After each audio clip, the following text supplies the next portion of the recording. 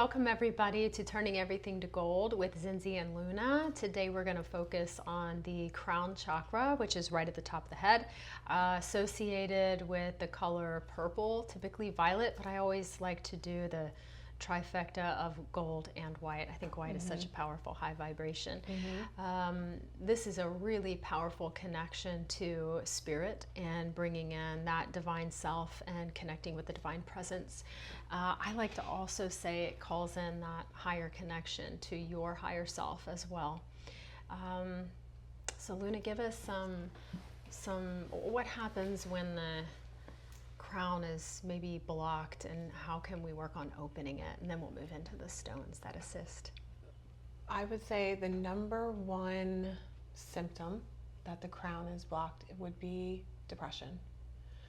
For me, it would definitely be depression. I think a lot of people struggle with like a low level of depression and anti-anxiety, antidepressants, and I have to say this, I am not anti-medicine. I understand like I personally needed things to like get through that depressive episode until I couldn't get my mind right until it was medicated enough to get right, if that makes sense. So I would say depression in today's society is probably the number one block of the crown chakra. And I would say they're finding that diseases, and again, I have to say this, some of these things are hereditary. When we talk about disease in the body, generational trauma and things that have happened in your ancestral and other lives are still stored within in your body. So things like Parkinson's, things like multiple sclerosis, things like Alzheimer's, things that affect the body or the neurological center of the body, which is the crown is above it's not like right here, it's above the top of your head. And as it goes up, it goes from violet to white, which is the color that represents every color in the spectrum. So they are seeing that there's a correlation with these diseases and blockages within the crown, which is caused by, again, things that, depression in my life was always, well, you'll be depressed for your whole life because your mother struggles with depression and your grandmother struggled with depression and her mother probably, if that's what they were calling it. Did somebody tell you that? My mother told me that. Your mother told you? My mother told me when I was probably 16 or 17 that I was depressed. I needed to be medicated. She told me throughout my 20s, my 30s. I finally did go on medication. I think I was 43 maybe when it was 2022. So I was 44 when I finally went on medication because I thought, I can't do this. But I also didn't know about holistic energy healing. And this is one way. Holistic energy healing is one way, because it can be from other things like you're saying as well. Yes. So the doctor that prescribed the medicine was also very open to, she was like, do something outside of the box health-wise. And that's how that's awesome. Yeah, it was amazing. It was so right place, right time. And it honestly, like divine timing. But back to what I was saying, all of these neurological diseases and depression, they're all a symptom of that blocked chakra. No one is saying that they are not, it's not real. That I remember a couple months ago, I work with a woman whose mother, her stepfather, has Parkinson's. It's been very hard on her mother. And we were kind of talking about it in a group situation. And she said, well, it's hereditary. And I said, well, hereditary in the sense that maybe someone in his family had it, yes, but also, and she didn't even let me like get it out.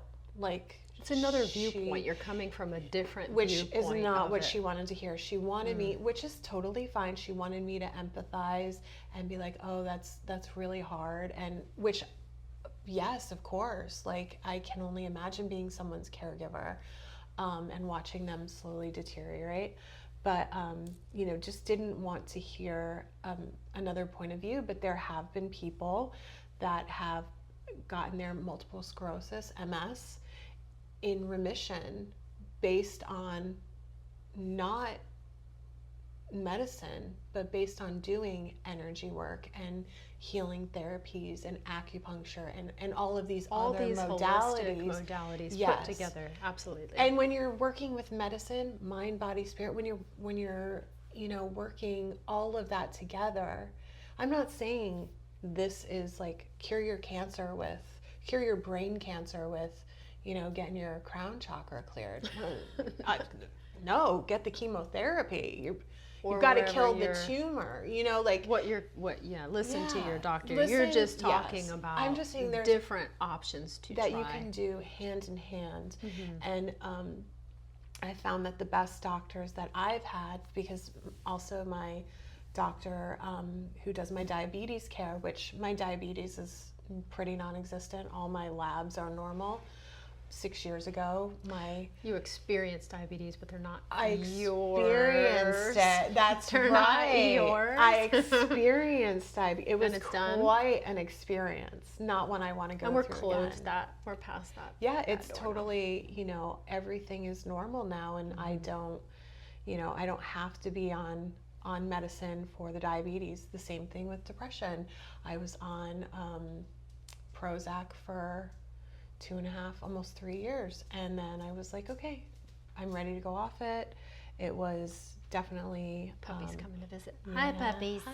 Hi, sweet puppies. Willa came to visit. It was you know, it was with medical guidance, you know. I was weaned off of it, and I started doing more spiritual work, shadow work, meditation, clearing things. Like, Do you think the doctor really kind of set you on the path to do this type of work?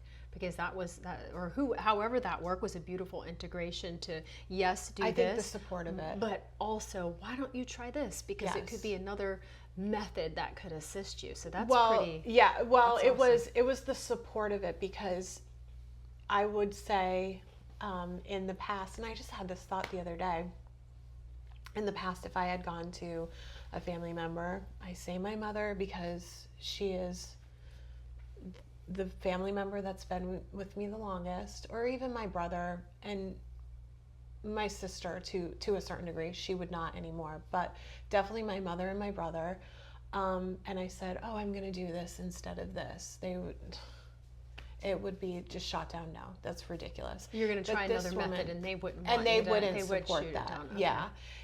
It's still shot down to this day, and I know that I can say that they're not living in a high vibration, and I am, and so there's that disconnect. And it's worked for you, though. And it's worked. It's I'm worked. You're proof. You're proof. A million times changed than I was, you know, 3 years ago, and they're still the same, and they're still sitting in that low vibrational energy, and they don't.